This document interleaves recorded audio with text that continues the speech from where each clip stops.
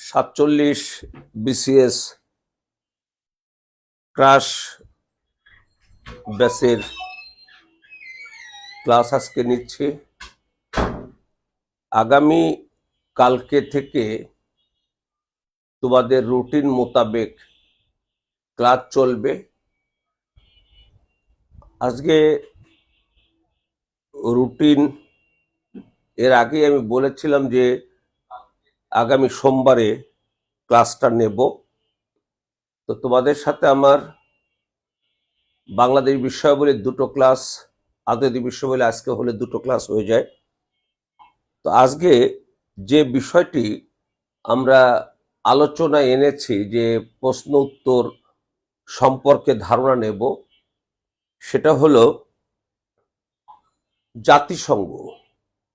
আমরা গত ক্লাসে দ্বিতীয় বিশ্বযুদ্ধ পর্যন্ত এসছিলাম, প্রথম বিশ্বযুদ্ধ, দ্বিতীয় বিশ্বযুদ্ধ। আজকে আমরা জাতিসংঘের উপরে আলোচনা যাব। তোমাদেরকে আমি ক্লাসের পরে পিডিএফ পেয়ে যাবে। জাতিসংঘের পর আমরা সিনাই যুদ্ধ এই বিষয়ের উপরে আলোচনা যাব। তো জাতিসংঘের উপরে আমরা আলোচনায় যাওয়ার আগে একটু বলে রাখি, তোমরা যারা 46 ক্লাস প্রোগ্রামে অ্যাড হয়েছ, তাদের ভিতরে যারা ভর্তি হয়েছ তাদেরকে আলাদা করা হয়েছে, আলাদা ব্যাচে। যদিও এখন একসাথে ক্লাস হবে, তখন তোমাদের ক্লাস হবে মেসেঞ্জার গ্রুপে। সেই মেসেঞ্জার গ্রুপটা হবে একান্ত তোমাদের জন্য। সেটা একটা গোলাপ ফুল দিয়ে গ্রুপটা করা হয়েছে। তারপরে তোমরা যারা ভর্তি হওনি, 1015 টাকা করে দিয়ে আগামী 6 তারিখের ভিতরে তোমরা ভর্তি হবে। 6 তারিখের ভিতরে যারা ভর্তি হবে তাদের ফিটা এটুকুই থাকবে, 1015 টাকা। যদি কারোর কোনো সমস্যা থাকে যে তুমি 6 তারিখের ভিতরে সামান্য 1000, হয়তো তোমার কাছে এটা বেশি মনে হতে পারে যে টাকা না থাকলে যা হয়, তুমি অবশ্যই আমাকে একটু ফোন করে বলে দিও। তুমি যদি বলো যে স্যার আমি অমুক দিন টাকাটা দিতে পারবো, কোনো অসুবিধা নাই। কারণ তোমাদের সহযোগিতা থাকতে হবে আমাদের পক্ষ থেকে, আবার তোমাদের পক্ষ থেকেও আমাদেরকে সহযোগিতার বিষয়টি থাকতে হবে। এটা শিক্ষা তো আর এর কোনো বিনিময় মূল্য হয় না। তারপরও তো মানুষকে তার জীবন চালাতে হয়, সেজন্য সেক্ষেত্রে পয়সার একটা প্রয়োজন হয়। তো এখানে অনেকগুলো টিচার কাজ করবেন। তো যখন তোমরা খেয়াল রেখো যে তোমাদেরকে সুযোগ আছে যে 6 তারিখের ভিতরে যারা পারবে না তারা অবশ্যই জানাবে। Even bank job, 48 BCS, primary নিবন্ধন, তোমরা যারা 6 তারিখের ভিতরে ভর্তি হতে পারবে না একটু জানাবে, লিখেও জানাতে পারো যে স্যার আমার এই তারিখ লাগবে, আমাকে দয়া করে সময়টা দেবেন। আমি অবশ্যই কনসিডার করব, কারণ তোমাদের কারো যদি সমস্যা থাকে অবশ্যই বিবেচনায় নেব। যখন আমি চলে আসি আমাদের আলোচনায়, সেটা হলো তোমরা আজকে জাতিসংঘ, আমি গত ক্লাস বলেছিলাম যে 1939 থেকে শুরু হওয়া দ্বিতীয় বিশ্বযুদ্ধের প্রেক্ষাপটে 1945 সালের 24 অক্টোবর আনুষ্ঠানিকভাবে জাতিসংঘ যাত্রা শুরু করে। এই জাতিসংঘের প্রত্যাশা ছিল, এক কথা বলে রাখবে, বিশ্ব শান্তি এবং নিরাপত্তা নিশ্চিত করা। বিশ্ব শান্তি এবং নিরাপত্তা বিধান করা। তাই যদি আসে জাতিসংঘে গঠনের লক্ষ্য কি ছিল? বিশ্ব শান্তি ও নিরাপত্তা বিধান করা বা নিশ্চিত করা। প্রশ্ন হতেই পারে যে 1945 সালে 24 অক্টোবর জাতিসংঘ যাত্রার পর বিশ্বে কি শান্তি নিরাপত্তা প্রতিষ্ঠিত হয়েছে? উত্তর অবশ্যই তুমি বলবে যে না, হয়নি। আবার হয়েছে হয়নি এটাও ঠিক না, অনেক হয়েছে, কিন্তু যেটা হয়ে গেছে সেটা সম্পর্কে আমরা জানি না, সে সম্পর্কে আমাদের ধারণা থাকে না। এই জন্য থাকে না যে এটা তো এখন হাইলাইটেড না। যেমন আজকে আমাদের রাখাইন অঞ্চলে যে আরাকান আর্মিদের সাথে যে অমানবিক কর্মকাণ্ড চলছে স্থানীয় রোহিঙ্গাদের সাথে, সেই প্রেক্ষাপটে বাংলাদেশে আজকে কোরিডোর নিয়ে খেয়াল করে যে ব্যাপক আলোচনা হচ্ছে। এই যে আলোচনাগুলো হচ্ছে, এখান থেকে তোমাদের একটা প্রতিনিয়ত অন্তত কিছু সময় হলো দেখতে হবে এটা নিয়ে কে কি বলছে, তোমার একটু ধারণা নিতে হবে। ধারণা নিলে যা হবে সেটা হলো কোন একটা সময় তুমি এটার প্রয়োগ করতে পারবে। তো যেটা বলছিলাম সেটা হলো, তার মানে কি শান্তি এসে গেছে? আসেনি। 1948 সালে 14 নভেম্বর যেদিন ইসরায়েলের স্বাধীনতা ঘোষণা করলেন বেন গরিয়ান, যিনি ইসরায়েলের প্রথম প্রধানমন্ত্রী হয়েছিলেন, তার পরের দিন আরব ইসরায়েল যুদ্ধ শুরু হয়েছে। আমি বাদ দিলাম 1956 সালে দ্বিতীয় আরব যুদ্ধ, বাদ দিলাম 1947 সালে তৃতীয় আরব যুদ্ধ, বাদ দিলাম 1973 সালে চতুর্থ, ওদের সাথে যুদ্ধ তো নিরন্তর চলছে। গত 2022 সালে 23 অক্টোবর হামাস যখন ইসরায়েলকে আক্রমণ করলো, তারপরে যে নির্বিচারে যুদ্ধ চলছে, মানবাধিকার লঙ্ঘন করা হচ্ছে, পুরো গাজাকে ধূলিসাৎ করে দেয়া হচ্ছে। তার মানে কি নিরাপত্তা প্রতিষ্ঠিত হয়েছে? হয়নি। আজকে 2022 সালে 24 ফেব্রুয়ারি রাশিয়া ইউক্রেন আক্রমণের মধ্য দিয়ে দ্বিতীয় রাশিয়া ইউক্রেন যুদ্ধ শুরু হয়েছে। কেন এই যুদ্ধ শুরু হলো এটা কি তোমরা একটু বিবেচনা করবে না?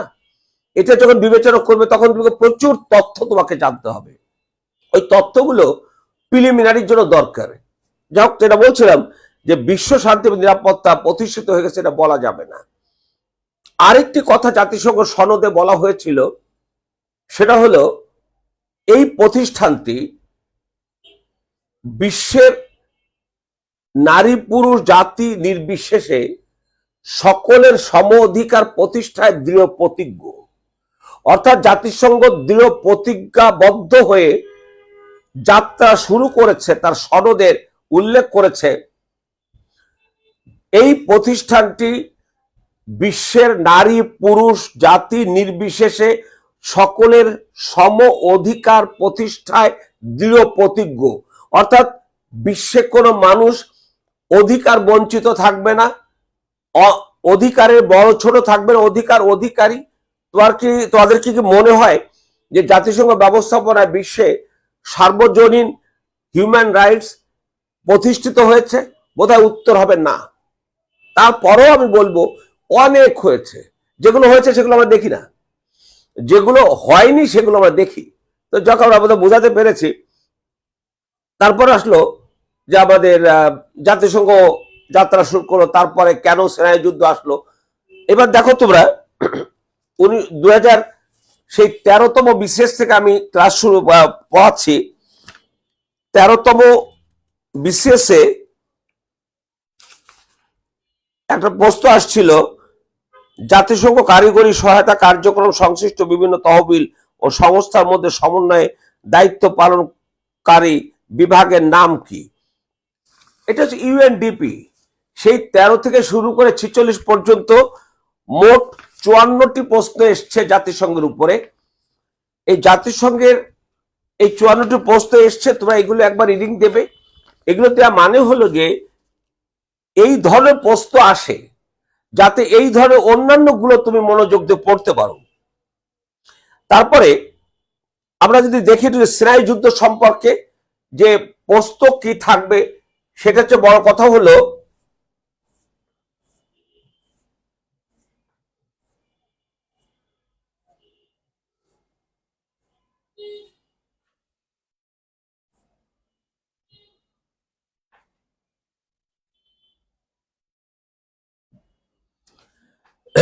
দেখো জাতীয় এই যে সিনাই যুদ্ধ আমি একটু তোমাদের সাথে আলোচনা করে নিব।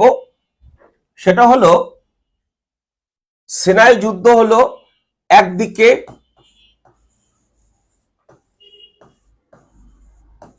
সমাজতন্ত্র, অন্যদিকে পুঁজিবাদ।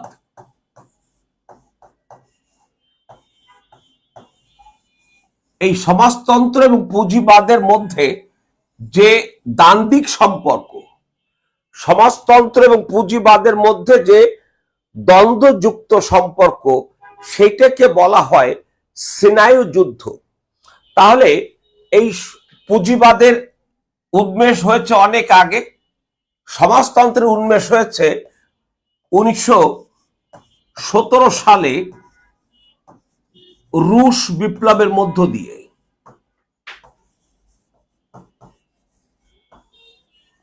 এই যে রুশ বিপ্লবের মধ্য দিয়ে পৃথিবীতে সমাজতন্ত্র এসছে, সমাজতন্ত্রের সাথে পুঁজিবাদের পার্থক্যটা কোথায়? সমাজতন্ত্রে বলা হয় উৎপাদন এবং বন্টনের মধ্যে সাম্য প্রতিষ্ঠিত হবে, অর্থাৎ যারা উৎপাদন করবে তারা ভোগ করবে, যারা উৎপাদন করতে অক্ষম শিশু এবং বৃদ্ধ তাদের দেখভালের দায়িত্ব রাষ্ট্রের। পুঁজিবাদ তারা বলে হলো তুমি নিজে করো, তোমাকে আমরা ঋণ দেব, তোমাকে আমরা ফ্রি মার্কেট ইকোনমিতে তারা বিশ্বাস করে। আর সমাজতন্ত্র বিশ্বাস করে হলো রাষ্ট্র নিয়ন্ত্রিত বা কন্ট্রোল ইকোনমি। এই ব্যবস্থাটাই হচ্ছে পুঁজিবাদের সাথে সমাজতন্ত্রের পার্থক্য। এই পার্থক্যের কারণে যে দ্বন্দ্বটা হয়েছে, সেই দ্বন্দ্বটাকে আমরা বলি হলো স্নায়ু যুদ্ধ। এই স্নায়ু যুদ্ধটা তাহলে সূচিত হয়েছে 1917 সালে রুশ বিপ্লবের। এটা বিকাশ হয়েছে দ্বিতীয় বিশ্বযুদ্ধের শেষ লগ্নে এসে, যখন ইউরোপে পূর্ব দিক থেকে সোভিয়েত বাহিনী অভিযান চালিয়ে একটা পর্যায়ে পূর্ব জার্মানি পর্যন্ত দখল করে নেয়। ওদিকে পশ্চিম জার্মানি মার্কিন যুক্তরাষ্ট্রের নেতৃত্বে তারা এসে দখল করে নেয়। এই জার্মানির বিভাজনের মধ্য দিয়ে সমাজতন্ত্রের পুঁজিবাদের সাথে সমাজতন্ত্রের ইউরোপে দ্বন্দ্বটা বিকশিত হয়। এই বাস্তবতায় পশ্চিম ইউরোপ বলে যেটা, সেই ইউরোপটাকে বলা হয় পুঁজিবাদের জন্ম বা পুঁজিবাদের উদ্ভব বা পুঁজিবাদের উন্মেষের জায়গা। তাহলে পুঁজিবাদের উন্মেষ হয়েছে যে জায়গায়, সেই জায়গাটা হলো তোমার পশ্চিম ইউরোপ। তাহলে পশ্চিম ইউরোপ যদি পুঁজিবাদের জন্ম জায়গা হয়ে থাকে, তাহলে সোভিয়েত ইউনিয়ন সমাজতন্ত্র পশ্চিম ইউরোপের দিকে ধাবিত হচ্ছে। তাহলে কি পুঁজিবাদের অবসান হবে? সারা ইউরোপে কি সমাজতন্ত্র প্রতিষ্ঠিত হয়ে যাবে? তখন এই আতঙ্কের জায়গায় তখন আসলো যে কিভাবে সমাজতন্ত্রকে ঠেকানো যায়। এই ঠেকাতে গিয়ে 1947 সালে ব্রিটিশ প্রধানমন্ত্রী ক্লিমেন্ট এটলি মার্কিন প্রেসিডেন্ট হ্যারি এস ট্রুম্যানকে একটা চিঠি পাঠালেন, যে চিঠিতে তিনি বললেন আমি ইউরোপে সমাজতন্ত্রের আগ্রাসন প্রতিহত করতে পারছি না, মিস্টার ট্রুম্যান দয়া করে আপনি কিছু একটা করুন। তখন ট্রুম্যান 1947 সালের 12 মার্চ সিনেটে ভাষণ দিলেন। ভাষণ দিয়ে বললেন এখন থেকে আমেরিকার পররাষ্ট্র নীতি হলো সোভিয়েত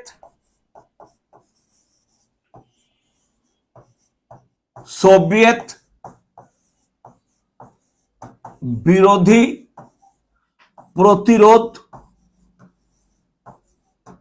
প্রতিরোধ নীতি। খেয়াল করো, এখন থেকে অর্থাৎ 1947 সালে মার্চ মাসে মার্কিন প্রেসিডেন্ট ট্রুম্যান সাহেব বলছেন এখন থেকে আমাদের নীতি হলো সমাজতন্ত্রকে প্রতিহত করা।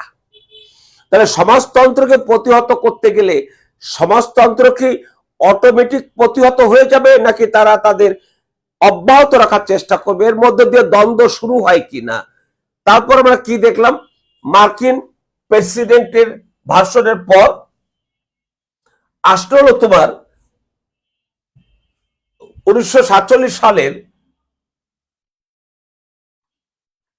5 জুন 1947 মার্কিন পররাষ্ট্রমন্ত্রী, ওনার নাম হচ্ছে জর্জ মার্শাল, তিনি হার্ভার্ড বিশ্ববিদ্যালয়ে একটা ভাষণ দিলেন।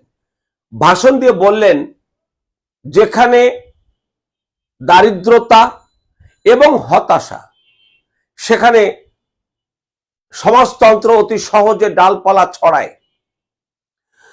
তাহলে ডালপালা যাতে ছড়াতে না পারে তার জন্য আমার সেখানে প্রচুর অর্থ নিয়ে যেতে হবে।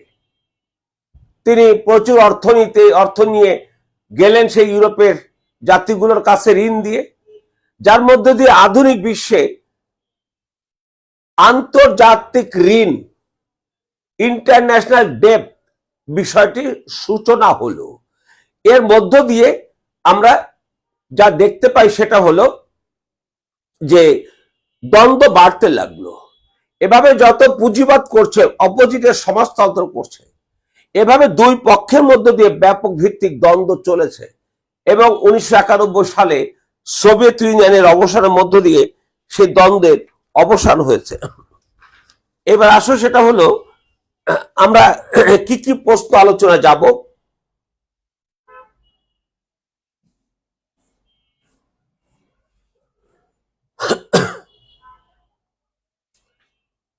1941 সালের 9 আগস্ট মার্কিন প্রেসিডেন্ট রুজভেল্ট, এটা হবে রুজভেল্ট, এবং ব্রিটিশ প্রধানমন্ত্রী উইনস্টন চার্চিল আটলান্টিক সনদে স্বাক্ষর করেন। যে রণতরীতে এই চুক্তি স্বাক্ষরিত হয় তার নাম কি? অর্থাৎ যে রণতরীতে স্বাক্ষরিত হয় তার নাম হচ্ছে প্রিন্সেস অফ ওয়েলস।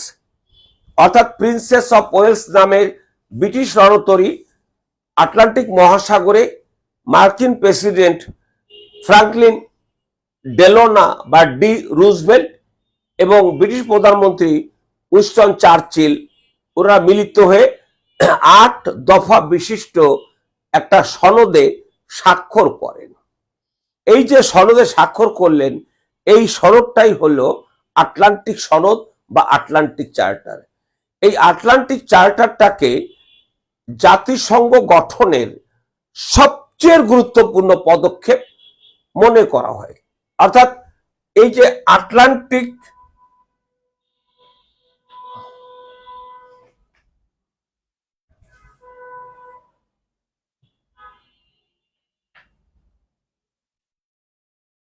খেয়াল করে দেখো, এই যে আটলান্টিক চার্টার,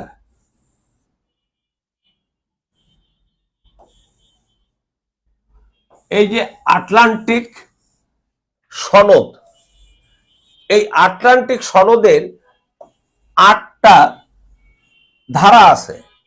8টা ধারা আছে আটলান্টিক চার্টারে। এতে স্বাক্ষর করেন হলো 1941 সালের 9 আগস্ট। এটাই কেন গুরুত্বপূর্ণ? এ কারণে গুরুত্বপূর্ণ, সেটা হলো 1942 সালের জানুয়ারি মাসে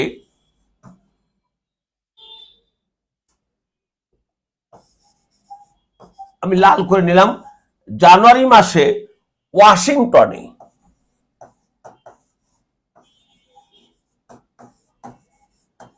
ওয়াশিংটনে একটা সম্মেলন হয়। হ্যাঁ ঠিক আছে, লাল দিছে। একটা সম্মেলন হয়। সেই সম্মেলনে সিদ্ধান্ত হয় যে এই আটলান্টিক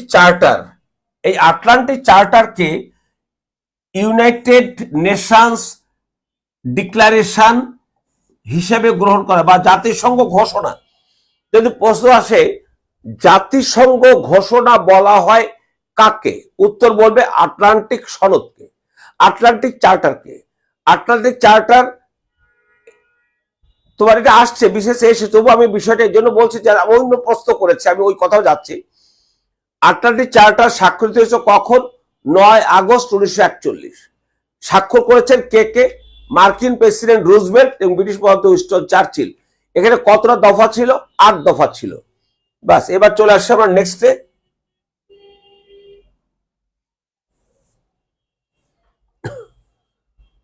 জাতিসংঘের নিরাপত্তা পরিষদ গঠিত হয় কোন সম্মেলনের মাধ্যমে?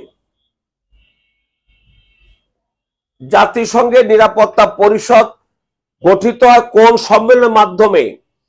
কেউ একটু বলতে পারো কিনা দেখো তো, জাতিসংঘ গঠিত হয় কোন জাতিসংঘ গঠিত হয় কোন সম্মেলনের মাধ্যমে?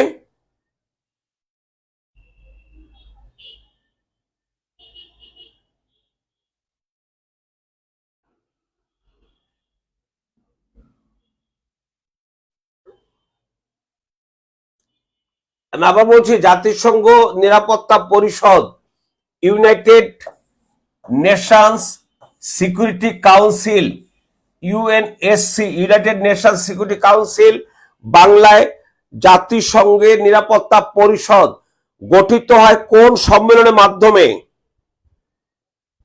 কেউ বলবে না? আচ্ছা, না বলো। সেটা হলো ডাম্বারটন অক্স, ডাম্বারটন অক্স সম্মেলনে জাতিসংঘের নিরাপত্তা পরিষদ গঠিত হয়। শুধু নিরাপত্তা পরিষদ গঠিত, এটা 1944 সালের আগস্ট এবং সেপ্টেম্বর মাসে জাতিসংঘের নিরাপত্তা পরিষদ গঠিত হয় এবং সেই নিরাপত্তা পরিষদে 5টি স্থায়ী সদস্য মার্কিন যুক্তরাষ্ট্র, সোভিয়েত ইউনিয়ন, ব্রিটেন, ফ্রান্স এবং চীন, এই 5টাকে স্থায়ী সদস্য বা পার্মানেন্ট মেম্বার, স্থায়ী সদস্য মর্যাদা দেওয়া হয়। স্থায়ী সদস্যের মর্যাদা দেওয়া হয়। তাহলে 5টা যে স্থায়ী সদস্য, তারা কত সালে কোন সম্মেলনের মাধ্যমে স্থায়ী সদস্য হলে?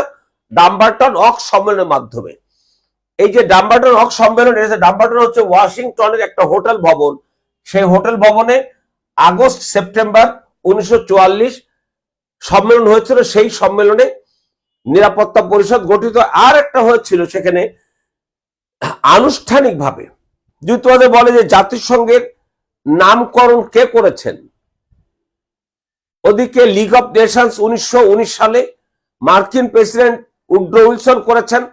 একইভাবে জাতিসংঘের নামকরণ, ইউনাইটেড নেশনস অর্গানাইজেশন, এই নামকরণটা করেছেন 1942 সালে ওয়াশিংটন সম্মেলনে মার্কিন প্রেসিডেন্ট রুজভেল্ট সাহেব। এটা হলো তিনি প্রস্তাব করেছিলেন 1942 সালে ওয়াশিংটন সম্মেলনে। আর জাতিসংঘের আনুষ্ঠানিক নামকরণ করা হয় ডাম্বারটন অক্স সম্মেলনে। ডাম্বারটন অক্স 1944 সালে আগস্ট সেপ্টেম্বর মাস, ডাম্বারটন অক্স হল ওয়াশিংটন একটা হোটেল ভবন। সেখানে জাতিসংঘের গঠনের জন্য বৈঠক হয়েছিল, মিটিং হয়েছিল দীর্ঘদিন যাবত।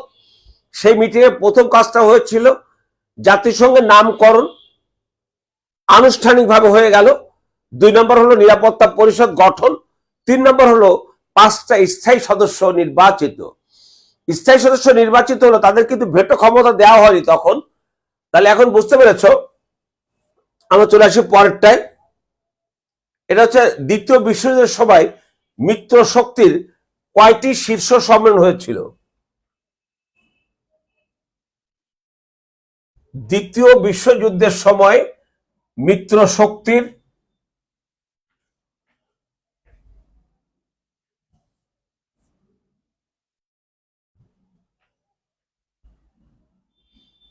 দেখো খেয়াল করে, দ্বিতীয় বিশ্বযুদ্ধের সময় মিত্র শক্তির কয়টি শীর্ষ সম্মেলন অনুষ্ঠিত হয়?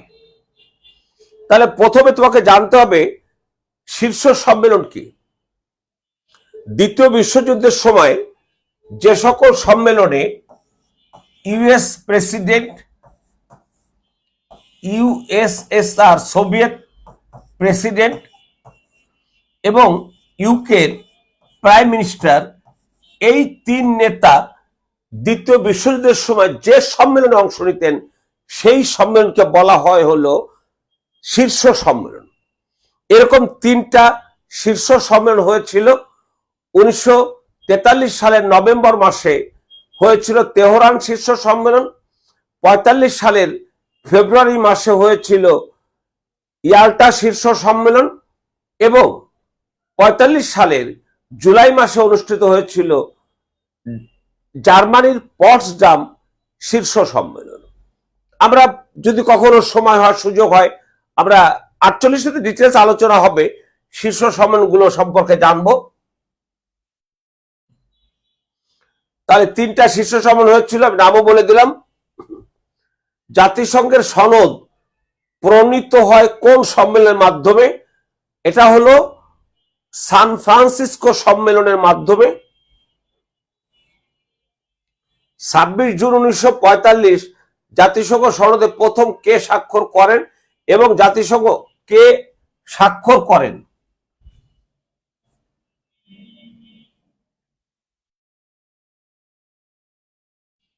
দেখো, কে স্বাক্ষর করেন এবং এটা এখন কোথায় আছে? এটা কোথায় আছে? প্রথম স্বাক্ষর করেন হলো US president Harry S Truman, এবং এটা সংরক্ষণ আছে হলো মার্কিন আর্কাইভে। আর্কাইভে মানে আমরা বাংলা বলি মহাফেজখানা, অর্থাৎ যেখানে দলিলপত্র, ঐতিহাসিক দলিলপত্র সংরক্ষণ করা হয় সেটাকে আমরা বাংলায় বলি মহাফেজখানা, ইংরেজিতে বলে আর্কাইভ। তো আমেরিকার আর্কাইভে জাতিসংঘ সনদটা রয়েছে।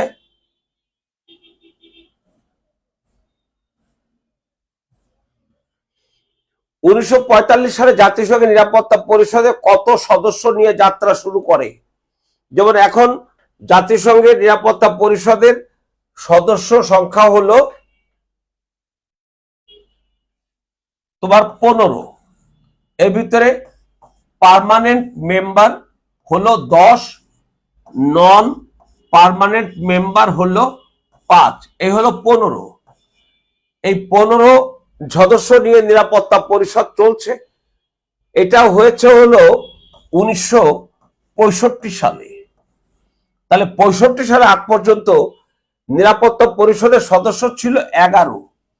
এই 11-র ভিতরে পার্মানেন্ট মেম্বার ছিল 5, নন পার্মানেন্ট মেম্বার ছিল 6, এই নিয়ে হচ্ছে 11টা সদস্য। তো তার মানে তোমার জাতিসংঘের নিরাপত্তা পরিষদের যাত্রা শুরু হয়েছিল 11 সদস্য নিয়ে। 1965 সালে সদস্য 15, এখনো সেই 15টা রয়েছে, যে জন্য নিরাপত্তা পরিষদের স্থায়ী সদস্য অস্থায়ী সদস্য বাড়াবার দাবি করা হয়েছে। জাতিসংঘের উদ্যোগে গঠিত প্রথম শান্তিরক্ষা মিশন। জাতিসংঘের উদ্যোগে গঠিত প্রথম শান্তিরক্ষা মিশন, ওই যে আমরা বলছিলাম প্রথমেই, আন্তর্জাতিক শান্তি এবং নিরাপত্তা প্রতিষ্ঠার লক্ষ্যে জাতিসংঘ গঠিত হয়। 1948 সালে যখন মে মাসের 14 তারিখে ইসরায়েল রাষ্ট্র প্রতিষ্ঠিত হলো, পরের দিন আরবের 5টা দেশ ইসরায়েলকে আক্রমণ করলে প্রথম আরব ইসরায়েল যুদ্ধ শুরু হলো। সেই যুদ্ধের প্রেক্ষাপটে 1948 সালের জুন মাসে প্রথম জাতিসংঘের শান্তিরক্ষা মিশন গঠিত হয়। তার নাম হচ্ছে হলো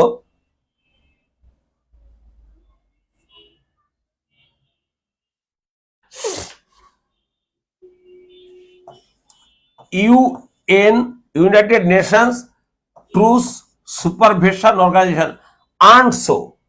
ইউনাইটেড নেশনস, তোমাদের পিডিএফে উত্তরে লিখে দেওয়া হয়েছে পুরোটা, united nations truce supervision organisation. তোমরা সাম্প্রতিক সময় লক্ষ্য করছো যে ভারত পাকিস্তানের মধ্যে সেই 47 সাল থেকে, দেশভাগের পর থেকে সংঘাত অব্যাহত রয়েছে কাশ্মীর ইস্যুতে। এখন কাশ্মীর 3 ভাগে ভাগ হয়ে রয়েছে। একটা হলো জম্মু কাশ্মীর, ভারত নিয়ন্ত্রিত, আজাদ কাশ্মীর, পাকিস্তান নিয়ন্ত্রিত, এবং লাদাখ, সেই জায়গাটা হচ্ছে চীন নিয়ন্ত্রিত। চীন দখল করে 1962 সালের অক্টোবর মাসে চীন ভারতকে আক্রমণ করে দুটো জায়গায়, একটা হচ্ছে ওই লাদাখের ওই সাইডটায়, আর একটা করা হলো অরুণাচল। এই অরুণাচল সে দখল করে নিয়েছিল, এটা সে ছেড়ে দিয়েছিল চীন, ভারত সেখানে পরাজিত হয়েছিল। কিন্তু ওই লাদাখ ওটা সে ছাড়েনি। আবার পাকিস্তানের দখল থেকে কিছুটা কাশ্মীরের জায়গা চীনকে দেওয়া হয়েছে। অর্থাৎ ভারতের একটা অঙ্গরাজ্যের মর্যাদা ছিল, এখন অঙ্গরাজ্য নেই, কেন্দ্র শাসিত একটি রাজ্য। সেখানে তোমার পুরো কাশ্মীর তিনটা ভাগ, পাকিস্তান নিয়ন্ত্রিত আজাদ কাশ্মীর, ভারত নিয়ন্ত্রিত জম্মু কাশ্মীর এবং চীন নিয়ন্ত্রিত আকসাই চীন। এটা একটু মনে রেখো। তাহলে আমরা বলছিলাম জাতিসংঘ শান্তি রক্ষা মিশনে প্রথম নাম কি? আনসো।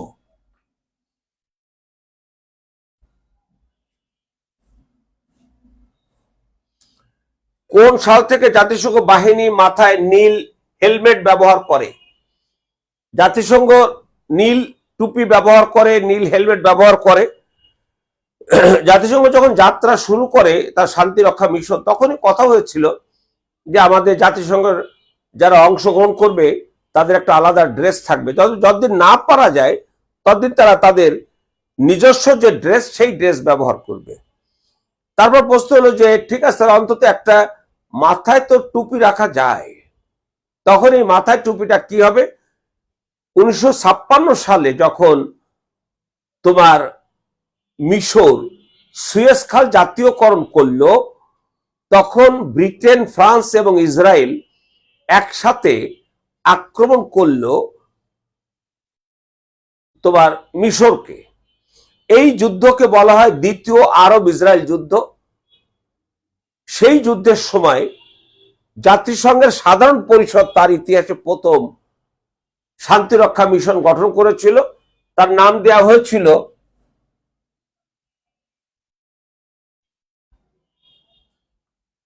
United Nations emergency force. তোমরা মনে রাখবে যে জাতিসংঘের শান্তি রক্ষা কার্যক্রম পরিচালনার একমাত্র এখতিয়ার হলো ইউনাইটেড নেশনস সিকিউরিটি কাউন্সিল।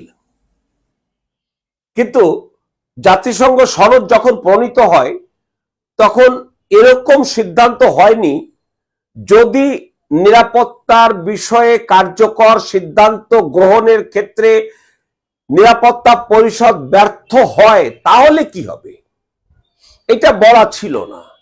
কিন্তু 1950 সালে যখন জুন মাসে উত্তর কোরিয়া 38 ডিগ্রি অক্ষরেখা অতিক্রম করে দক্ষিণ কোরিয়াকে আক্রমণ করলো এবং কোরীয় উপদ্বীপের যুদ্ধ শুরু হলো, তখনই প্রশ্ন আসলো যে আমেরিকা জাতিসংঘের নেতৃত্বে জাতিসংঘ বাহিনী হিসাবে ম্যাক আর্থার সেই সময় দক্ষিণ কোরিয়ার পক্ষে যুদ্ধে এসেছিল। এখনো কিন্তু দক্ষিণ কোরিয়ায় মার্কিন সৈন্য রয়েছে। এই যে দক্ষিণ কোরিয়ায় আক্রমণ করার ফলে কোরীয় উপদ্বীপের যুদ্ধ শুরু হলো। দেখো তো, যেখানে স্বয়ং জাতিসংঘ অংশগ্রহণ করেছে, যেখানে আমেরিকা অংশগ্রহণ করেছে, এখন কি জাতিসংঘের পক্ষে সম্ভব হবে নিরাপত্তার কোন সিদ্ধান্ত গ্রহণ করা? হবে না। তখনই 1950 সালে একটা প্রস্তাব হয়েছিল ইউনিটিং ফর পিস রেজুলেশন।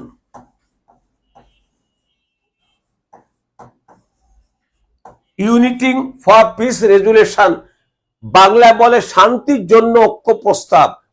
তাহলে ইউনিটিং ফর পিস রেজুলেশন বা শান্তির জন্য ঐক্য প্রস্তাব, এটা 1950 সালের নভেম্বর মাসের 3 তারিখে গৃহীত হয়েছিল। সেই প্রস্তাবে বলা হয়েছিল আন্তর্জাতিক কোন নিরাপত্তা বিঘ্নিত হলে সে সম্পর্কে নিরাপত্তা পরিষদ যদি কোনো সিদ্ধান্ত গ্রহণ করতে না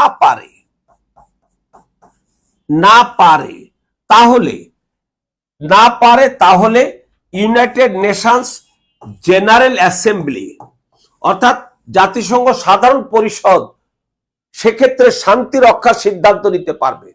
আমি আবার ছোট্ট করে বলি, 1945 সালে 26 জুন জাতিসংঘ সনদ, সেই সনদে নিরাপত্তার দায়িত্ব ছিল একমাত্র নিরাপত্তা পরিষদের, কিন্তু যদি নিরাপত্তা পরিষদ কখনো ব্যর্থ হয় তাহলে কি হবে এটা বলা ছিল না। 1950 সালে কোরীয় উপদ্বীপের যুদ্ধে যখন আমেরিকা স্বয়ং যুদ্ধে নেতৃত্ব দিতে আসলো, তখন প্রশ্ন হলো যেখানে কোনো সিদ্ধান্ত নেওয়া যাবে না, আমরা নিউট্রাল সিদ্ধান্ত নিলেও সেটা আমেরিকার বিপক্ষে যাবে, সো আমেরিকা ভেটো দেবে, হবে না। তাহলে কি করা যায়? যদি না পারি, যদি না পারে নিরাপত্তা পরিষদ, সেক্ষেত্রে সাধারণ পরিষদ নেবে। এই সাধারণ পরিষদের নিরাপত্তা বিষয়ে প্রথম সিদ্ধান্ত হলো দ্বিতীয় আরব ইসরায়েল যুদ্ধ 1956 সালে তোমার ইউনাইটেড নেশনস ইমার্জেন্সি ফোর্স 1, এরপর আর একটা হয়েছিল 1 গঠিত হয়। সেই সময় তারা ভাবলো যে জাতিসংঘ সদস্যদের অন্তত একটা মাথায় টুপি, এবং টুপিটা হেলমেটটা কোথায় পাওয়া যাবে, সেই হেলমেট আবিষ্কার করা হলো দ্বিতীয় বিশ্বযুদ্ধের সময়। আমেরিকা ইউরোপে তাদের ফেলে যাওয়া হেলমেটগুলোকে নিয়ে এসে কোনো ঘষে মাঝে ইলেকট্রোড করে কালার করে তারা মাথায় দিয়ে যাত্রা শুরু করে। এই হলো 1956 সালে জাতিসংঘ বাহিনী প্রথম হেলমেট ব্যবহার করার যাত্রাটা শুরু করলো। এবার আসো 9 নম্বর, আন্তর্জাতিক শান্তি মিশনে বাংলাদেশের নারী পুরুষের অংশগ্রহণ শুরু হয় 2000 সালে। 10 নম্বর, জাতিসংঘ প্রতিষ্ঠিত বিশ্ববিদ্যালয় কয়টি? 2টি। মুক্ত দুনিয়ার পক্ষে সোভিয়েত ইউনিয়ন সবচেয়ে মারাত্মক বিপদ রূপে দেখা দিয়েছে। এই যে দেখো, খেয়াল করে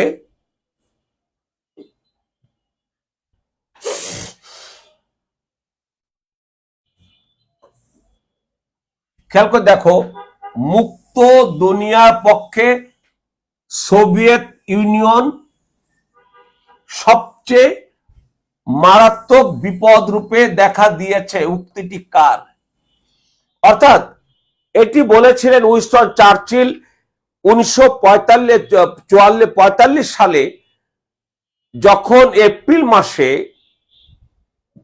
কি বলবো, যে সোভিয়েত ইউনিয়ন একেবারেই সে পোল্যান্ড থেকে শুরু করে আশেপাশের সব দেশ দখল করতে করতে চলে গেল, যখন পূর্ব জার্মানির একেবারে পশ্চিম জার্মানির সীমানা বরাবর, তখনই পশ্চিম ইউরোপীয় পুঁজিবাদী বিশ্ব আতঙ্কিত হয়ে তারা বলেছিল যে সমাজতন্ত্র আমাদের জন্য বিপদ।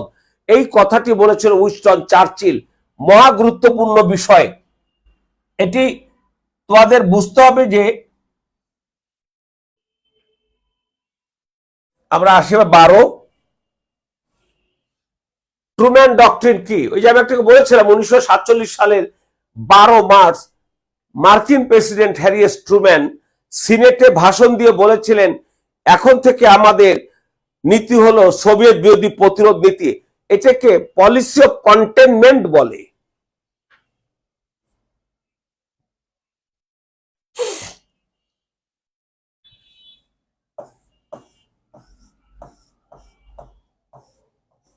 পলিসি অফ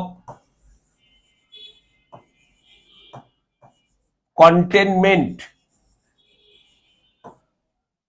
অর্থাৎ প্রতিরোধ নীতি, এটা বলে হলো ট্রুম্যান ডক্ট্রিনের পলিসি বা মতবাদ, যাই বলো। 13 নম্বর দেখো, এই যে একটা বলছিলাম যেখানে দারিদ্র উত্তর হচ্ছে জর্জ মার্শালের 4 এপ্রিল 1949 ন্যাটো সামরিক জোট কোথায় এবং কার নেতৃত্বে গঠিত হয়? তোমরা সবাই জানো যে 4 এপ্রিল 1949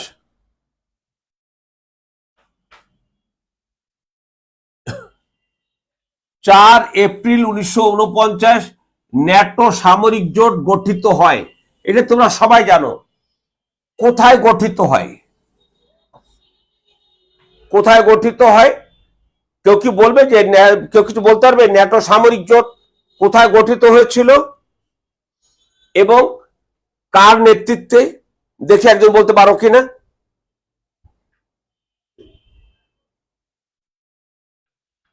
বলো বলো, একটু লেখো লেখো।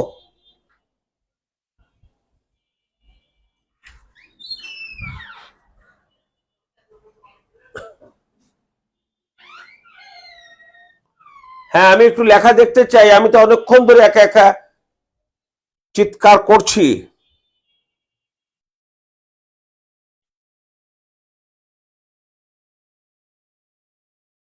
দেখে কেউ বলতে পারো কিনা, একটু লিখে বলো। 1949 সালের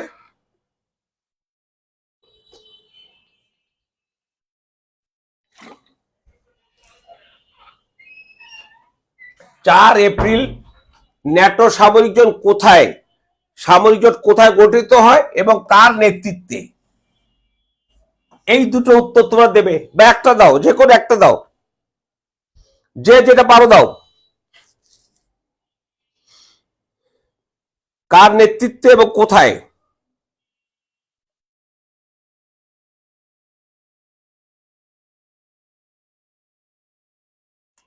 আমাদের তুষার ও দেখছে, ধন্যবাদ তুষারকে।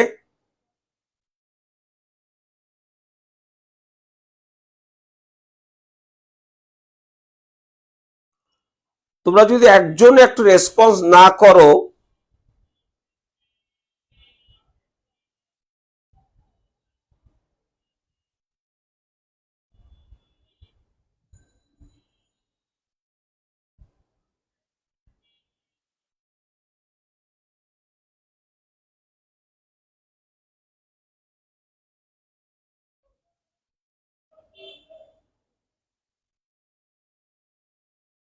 হ্যাঁ মাসুম বিল্লাহ,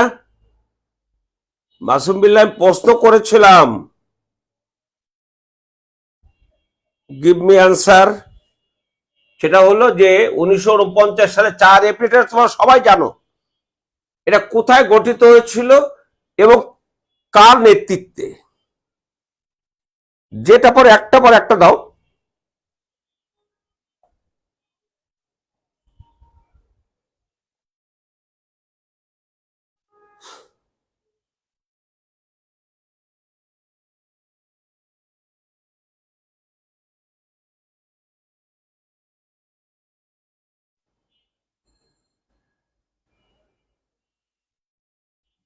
আমি যে একটা প্রশ্ন করেছি, তোমরা কি শুনেছো? একজন বলবে ইয়েস অর নো।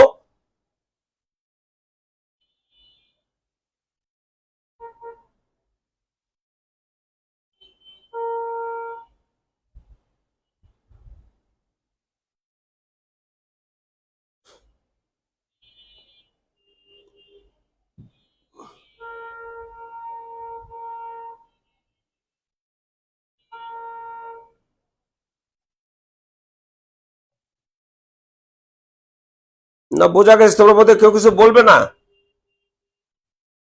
আচ্ছা, এটা হলো কোথায় বললে বলবে ওয়াশিংটন।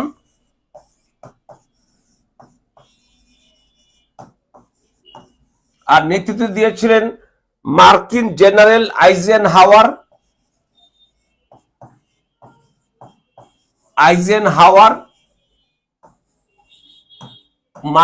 মার্কিন জেনারেল। দ্বিতীয় বিশ্বযুদ্ধে ওনার একটা বড় কৃতিত্ব রয়েছে, দ্বিতীয় বিশ্বযুদ্ধে ওনার একটা বড় অর্জন রয়েছে। আমি জানি না তোমরা জানো কিনা, যদি না জানো আমাকে একটু লিখে দিও স্যার। আমি জানি না যে দ্বিতীয় বিশ্বযুদ্ধের সময় জেনারেল আইজেনহাওয়ারের সবচেয়ে দ্বিতীয় বিশ্বযুদ্ধের সবচেয়ে গুরুত্বপূর্ণ ঘটনা উনার এবং ব্রিটিশ জেনারেল মন্টেগোমারির নেতৃত্বে হয়েছিল। যদি জানো তাহলে লিখে দিও, আর যদি না জানো তো জানতে চেও। আচ্ছা, এবার আসো, পুরো নম্বরে আসি। ন্যাটোর সর্বশেষ সদস্য দেশ কোনটি? ন্যাটোর সর্বশেষ সদস্য দেশ কোনটি? এটা হলো সুইডেন। 7 মার্চ 2024 সুইডেন ন্যাটোর 32তম সদস্য পদ লাভ করেছে। তার আগে 31তম সদস্য কে হচ্ছে, এটাও মনে রেখো।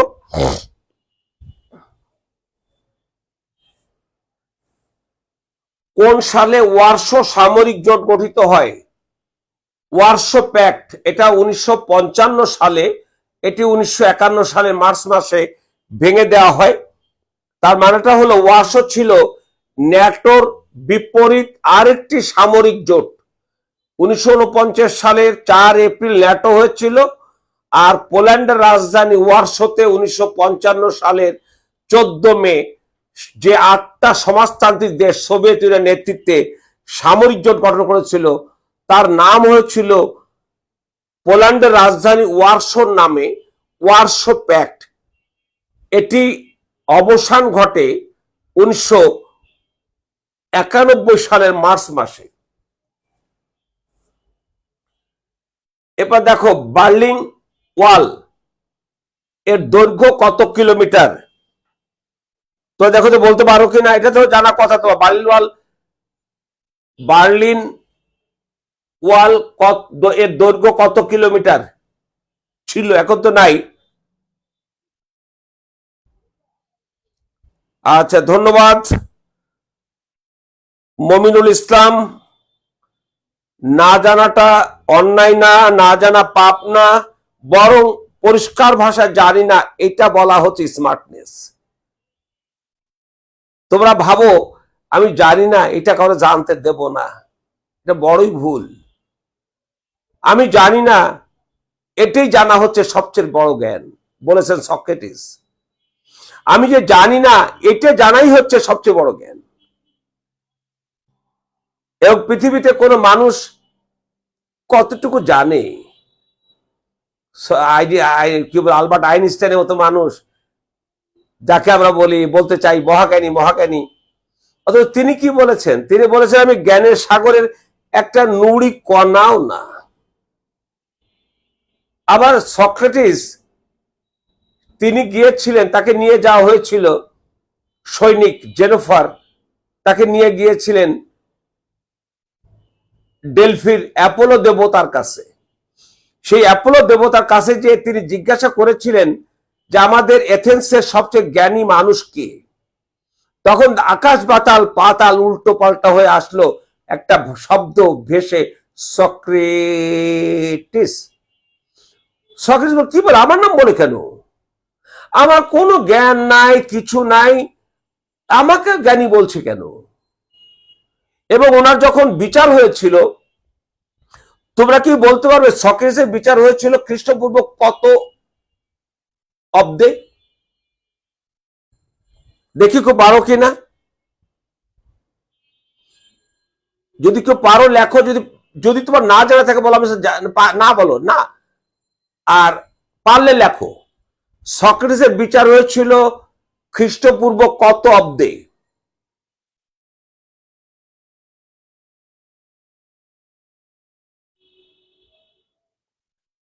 আমি চাই তোমরা একটু কথা বলো, তোমরা একটু লেখো।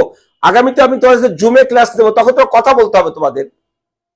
আমি একটা কথা বলি, আমি কিন্তু আগামী শুক্রবার থেকেই গ্রুপ ডিসকাশন একটা গ্রুপ করতেছি। তোমরা যদি কেউ সে গ্রুপ ডিসকাশনের নাম দিতে চাও দিও। বিশেষ করে আমি 48টাকে এখানে প্রিফার করছি, তারপরও তোমরা 47 পরীক্ষা দিয়ে তো নিশ্চয় 48 জন দেবে। কাজে তোমরা যদি অংশ নিতে চাও আমার সাথে সপ্তাহে একদিন গ্রুপ ডিসকাশনে সাধারণ জ্ঞানের উপরে মুক্ত আলোচনায়, যে যা পারো আলোচনা করবে। আগে কথা শিখতে হবে, আর কথা যখন শিখতে চাবে তখন কথা বলতে হবে। আর কথা বলতে গেলে ভুল হবে, ধরো 80% ভুল হবে, কিচ্ছু হবে না। পরে আবার পরের দিন যখন কথা বলবে তখন এটা 50% ভুল হবে, কোনো অসুবিধা নেই। পরের দিন বললে এটা 30% ভুল হবে, কোনো অসুবিধা নেই। 1 মাস পরে যদি চর্চা করো, তোমার বলতে গেলে যতটুকু বলো অপেক্ষাকৃত ভালো হবে। আর এই কথা বলা যখন শিখবে, নিজেকে স্মার্ট ভাবতে পারবে, নিজেকে প্রেজেন্টেবল ভাবতে পারবে, অর্থাৎ নিজেকে উপস্থাপন যোগ্য ভাবতে পারবে। এটা যখন ভাববার ক্ষমতা তোমার হবে, আমি নিশ্চিত করছি, তখন তোমার সাহস বাড়বে। আর সাহসীদের জন্যই হচ্ছে বিসিএস, সাহসীদের জন্য হতো প্রতিযোগিতামূলক পরীক্ষা উত্তীর্ণ হওয়া। তাহলে কেউ কি লিখবে যে এর দৈর্ঘ্য কত কিলোমিটার ছিল? এটা ছিল 165 কিলোমিটার। প্রেস্ত্রয়িকা এবং গ্লাসনস্ট কার গৃহীত নীতি ছিল? এটি ছিল সোভিয়েত ইউনিয়নের সর্বশেষ প্রেসিডেন্ট মিখাইল গর্বাচেপের। একটা হলো প্রেস্তরিকা, হলো অর্থনৈতিক সংস্কার, সমাজতন্ত্র নিয়ন্ত্রিত অর্থনীতিকে কিভাবে সংস্কার করে যায়, আর একটা ছিল গ্লাসনস্ট, অর্থাৎ সবাইকে অংশগ্রহণ মুক্তদার নীতি। এটি ছিল তার নীতি। আমি একটু বলে রাখি, আমি আর দুটো প্রশ্ন নিয়ে আলোচনা করব, এরপর তোমাদের কাছ থেকে আমি প্রশ্ন চাইবো। তোমরা যদি কোনো প্রশ্ন করতে চাও, সাধারণ জ্ঞানের যাই হোক, একটু প্রশ্ন করো, একটু প্রস্তুতি নাও, যে আর দুটো প্রশ্ন আলোচনা করার পর আমি তোমাদের যে দু একটা প্রশ্ন বলো করো, আমি তোমাদের সেই প্রশ্নের উত্তরটা দেওয়ার চেষ্টা করব। সিনাই যুদ্ধের সমাপ্তি ঘটে কত সালে? 1991 সালে, সোভিয়েত ইউনিয়নের অবসানের মধ্য দিয়ে। এরপরে আসো, সিনাই যুদ্ধের অবসানের পর যে প্রক্রিয়া শুরু হয় তার নাম কি? তার নাম হচ্ছে গ্লোবালাইজেশন বা বিশ্বায়ন। আজকে সেই বিশ্বায়নের আমরা মুক্তবাজার অর্থনীতি হচ্ছে সেই বিশ্বায়নের প্রক্রিয়া, আমরা সেই বিশ্বায়ন প্রক্রিয়া রয়েছে। তো আমি তোমাদেরকে একটু আহ্বান জানাবো, প্লিজ দয়া করে আমাকে একটা প্রশ্ন করো।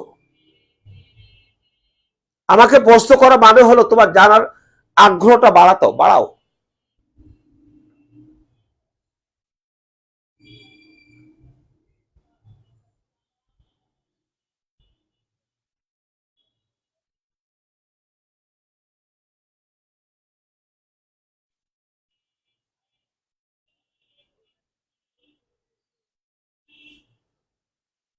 বলো, একটু প্রশ্ন বলো।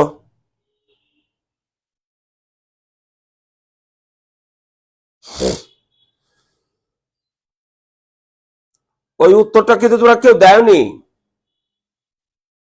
সক্রেটিস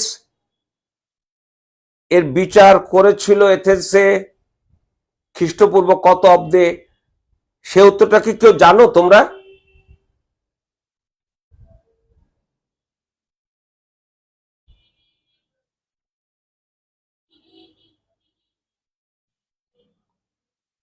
উত্তর না জানলে বলো জানি না, বা জানতে চাও।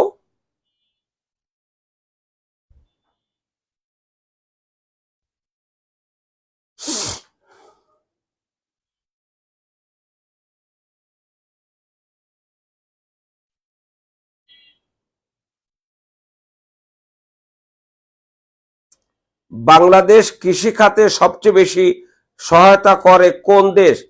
ও বলেছে, মমিনুল ইসলাম বলেছে বাংলাদেশ কৃষি খাতে সবচেয়ে বেশি সহায়তা করে কোন দেশ। মানে বাংলাদেশে কৃষি খাতকে সবচেয়ে বেশি সহায়তা করে কোন দেশ? ইনফ্যাক্ট কৃষি খাতে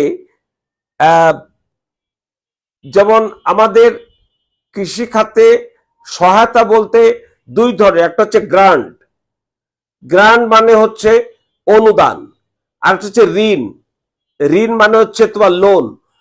এখন ও সহায়তা বলেছে, আমি যদি সহায়তা বলি তাহলে এক্ষেত্রে কেউ মানে মূল আমার পাই হলো বিশ্ব ব্যাংকের কাছ থেকে, আর বিশ্ব ব্যাংক কখনো গ্রান্ট বা অনুদান দেয় না।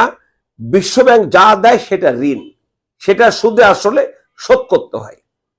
তো আমার মনে হয় তুমি বুঝতে পেরেছ কোন দেশ বলেছ। কোন দেশ আমাদেরকে এটা সহায়তা করে না, বরঞ্চ আমরা বিভিন্ন দেশ থেকে সার কিনে আনি। আমাকে কেউ 1 লক্ষ টন সার দিয়ে সহায়তা করে না, বা আমাকে কৃষি আধুনিকীকরণের জন্য যন্ত্রপাতি কোন দেশ দিয়ে সহায়তা করে না, আমাদেরকে কিনে আনতে হয়। বলো, আর কেউ কিছু বললে বলো।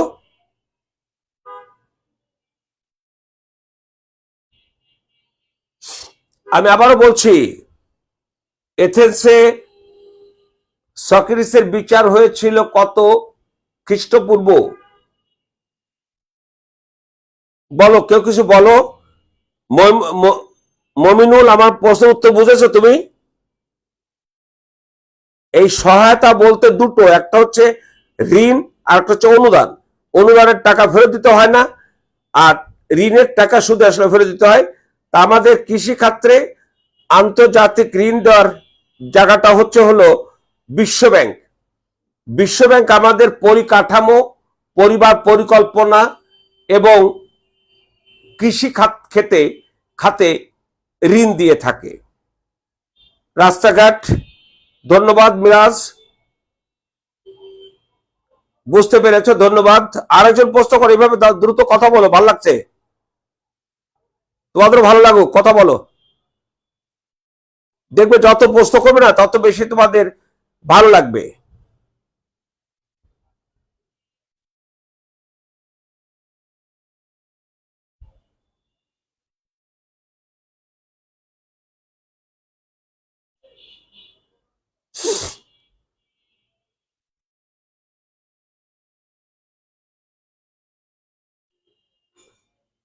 আমি অপেক্ষায় আছি তোমাদের প্রশ্নের।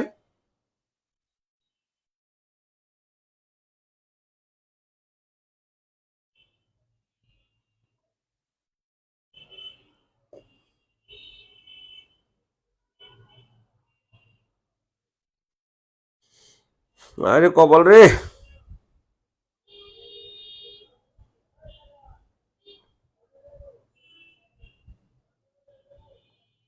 আমার ছাত্র জীবন, আমি কোনো পরীক্ষা দেইনি তো, বিশেষ বা প্রতিযোগিতামূলক কোনো চাকরি পরীক্ষা আমার জীবনে আমি দেইনি, এটা অন্য কারণ। সার্কাসকে সুন্দর লাগছে, কি ব্যাপার? আমারই সুন্দর লাগবে কোন কথা হলো? আচ্ছা, আবার মমিনুল বলেছ বাংলাদেশের অর্থনীতি নিয়ে আলোচনা করেন স্যার।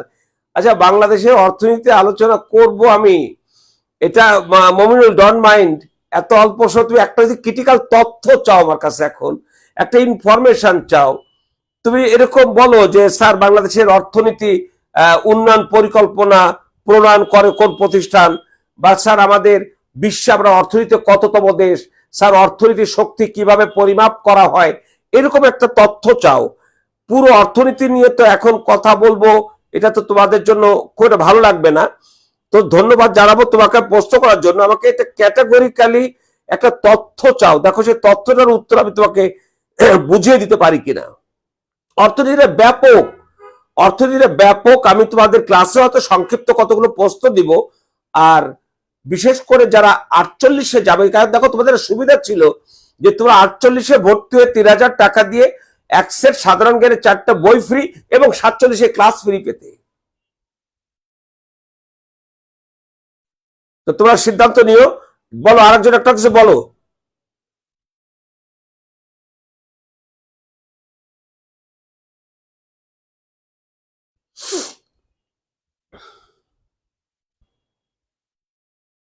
বলো বলো।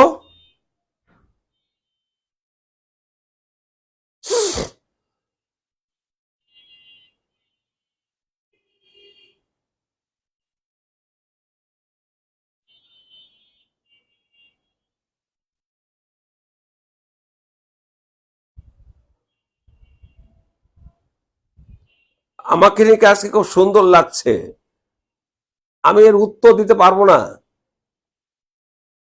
এই আমার জন্য এই প্রশংসাটা খুব নিদারুণ একটা প্রশংসা। তো ধন্যবাদ, এই আর কি বলবো।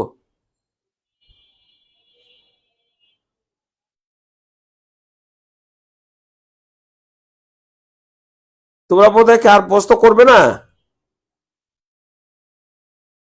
তাহলে তোমাদের কিন্তু রুটিন পেয়ে গেছো। তোমাদের রুটিন মোতাবেক তোমাদের 47 পিলি আমার আগামী 6 তারিখে তোমাদের বাংলা সাহিত্যের ক্লাস। এই ক্লাসটি নেবেন হলো শাহ আলম শিশির স্যার, যিনি আগের থেকে তোমাদেরকে পড়াচ্ছেন। রুটিনটা ভালো করে দেখবে। আচ্ছা, আবার বলছো বিডা কি এবং কাদের জন্য? হচ্ছে বাংলাদেশে বিনিয়োগ উন্নয়ন কর্তৃপক্ষ গত শেখ হাসিনার আমলে যখন 100টা অর্থনৈতিক অঞ্চল করার জন্য 2010 সালে সিদ্ধান্ত নেওয়া হয়েছিল, তখন এই বাংলাদেশ বিডা গঠন করা হয়েছিল যে কিভাবে বিনিয়োগ আনা যায় বিনিয়োগে সহায়ক পরিবেশ তৈরি করার জন্য তারা কাজ করবে। এটা হচ্ছে বিডার কাজ। এই জন্য তোমরা জানবে যে 97টা অলরেডি অনুমোদন হয়েছিল, অনেকগুলো কাজ চলছে এবং ইউনূস সাহেবের সময় এসে এটা অনেকগুলো বাদ দেওয়া হয়েছে। তবে সবচেয়ে বড় যেটা সে তোমার মিরসরাইতে নাম ছিল বঙ্গবন্ধু অর্থনৈতিক অঞ্চল, নাম বঙ্গবন্ধুর নাম বাদ দিয়েছে। আর সবচেয়ে বড় তোমার পরিবেশ বান্ধব যে কারখানা সেটা হলো সিরাজগঞ্জে হয়েছে। সিরাজগঞ্জে সেইখানে খুবই ভালো হয়েছে। তোমরা অর্থনীতির ক্লাসে জানবে যে বাংলাদেশের আজকে আমরা সবুজ গার্মেন্টসে বিশ্বে শুধু 1 নাম্বার না, অন্য চীনের থেকে অনেক অনেক উপরে। ভারত, শ্রীলঙ্কা, পাকিস্তান সবার চেয়ে উপরে। অবশ্যই বাংলাদেশের এটি একটা বড় অর্জন। কিছুদিন আগে দেখেছো তোমরা 4 দিন ব্যাপী বিডার নেতৃত্বে আন্তর্জাতিক বিনিয়োগ সম্মেলন হয়েছে। সেই সম্মেলনের ইতিবাচক প্রভাব কতটুকু পড়বে সেটা আগামী দিন আমি জানি না কিভাবে পড়বে, কিন্তু নেতিবাচক প্রভাবটা তারা দেখে গেছে। সেটা হলো ঠিক ওই সময়ে দুটি আন্তর্জাতিক বাণিজ্যিক প্রতিষ্ঠান, একটা হলো কেএফসি আর একটা হলো বাটা, সেই দুটো বিষয় তারা দেখে গেছে। আমি জানি না এটা তাদের ভিতরে প্রভাবটা কেমন হবে, তবে অনেকের টকশোতে আমি দেখেছি, অনেক লেখালেখিতে পত্রিকাতে এরকম লেখা দেখি না, এমনি টকশোতে বিভিন্ন জন বিভিন্ন কথা বলে, এই নিয়ে তর্ক বিতর্ক হয় যে কি হতে পারে কি না হতে পারে। তো যাক, আমাদের আসলে সবকিছুই খোলা চোখ দিয়ে দেখতে হবে, মুক্ত মন নিয়ে ভাবতে হবে। চোখটা খোলা রাখো, মনটা মুক্ত রাখো। আমরা চাকরি পেতে চাই, চাকরি পাওয়ার জন্য আমার লেফট রাইট সব জানতে হবে। আমার ডাইনে কি হচ্ছে সেটাই জানলাম, বামে কি হচ্ছে জানবো না তা তো হবে না, সবটাই জানতে হবে এবং তথ্য সহকারে জানতে হবে। যে তথ্য দিলাম এই যে তখনই এই সম্মেলনটা হচ্ছিল, পত্রিকায় লেখা হয়েছে যে এটা তারা কি মেসেজটা পেল যে বাংলাদেশে বিনিয়োগ করব আমরা, এরকম যদি ঘটনা ঘটে সেটা নিয়ে তারা একটা কি মেসেজ পেল। আচ্ছা যাও, তাহলে তোমরা ভালো থেকো। আগামী পরশুদিন তোমরা বাংলা সিলেবাসের রুটিনটা ভালো করে দেখো।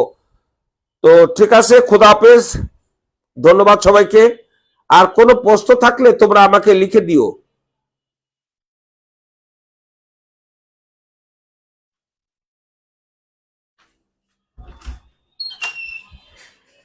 শফিক।